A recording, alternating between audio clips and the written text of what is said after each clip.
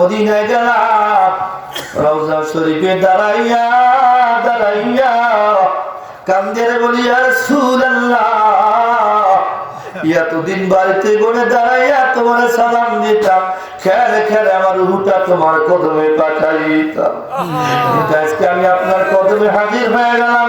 ও গো মায়ার নবী গো, আপনি যদি জিন্দা নবী হন তাহলে আপনার রওজায় করে হাত বের করে দেন, আপনার হাতে চুমা খাইয়া এর বের করে যাতে ঠান্ডা বানাইতে চায়। কথা বলতে ভাই কান্দরে বলে হুজুর, ও ইয়া রাসূলুল্লাহ, ইয়া হাবিবাল্লাহ, মায়ার নবী গো, ও দয়াল নবী, আমি তোমার প্রেমের ভিখারি, ওর নিদানের কান্ডারি গো নবী, ওর নিদানের কান্ডারি গো নবী,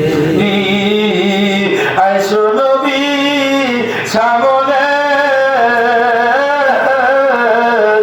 জন্মের মতো দেখালোই তো মারে, বলেন ওর নিদানের কান্ডারি গো মুর্শিদ, দাঁড়াও আমার সামনে জন্মের মতো দেখালোই তো মারে। কোথায় গেল নবীর পাইব, আজকে আমরা কান্দি নবী নবী বলিয়া, নবী থাকবে কবরে, নবী থাকবে মিজারে, নবী থাকবে হাসরে, নবী থাকবে পুলসিরাতে, নবী ছাড়া পার পাওয়া যাইবে না, যাইবে না, যাইবে না, ঠিক না বন্ধুরে? ইয়া রাসূলুল্লাহ, ইয়া হাবিবাল্লাহ, আমি তোমাকে দেখতে চাই। ওরে বিদায় করে দিবে কান্দে, আমার নবীজি রওজা শরীফে গড়ে নবীর হাত মোবারক বের করতে দেরি হয় না।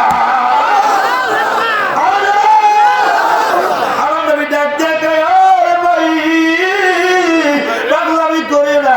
ওই আব্দুল কাদের জিলানী পাশে বসেছিলেন, ডাক দেখায়, ভাই পাগলামি করিও না, পাগলামি করলে শরীয়ত থাকবে না।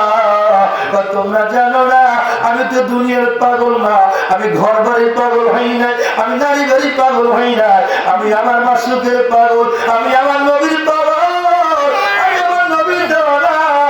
নবী যদি আমার হইয়া যায় আমি আর চিন্তা করি না। আর জোরে করে আল্লাহু আকবার। রহমাতাল লিল আলামিন, আপনি উম্মতের জামি, রহমাতাল লিল আলামিন, হায় হায় আপনি উম্মতের জামি, গুনাহগারের অতি আপনজন আল্লাহর নবী, মায়ার নবী গো, আপনি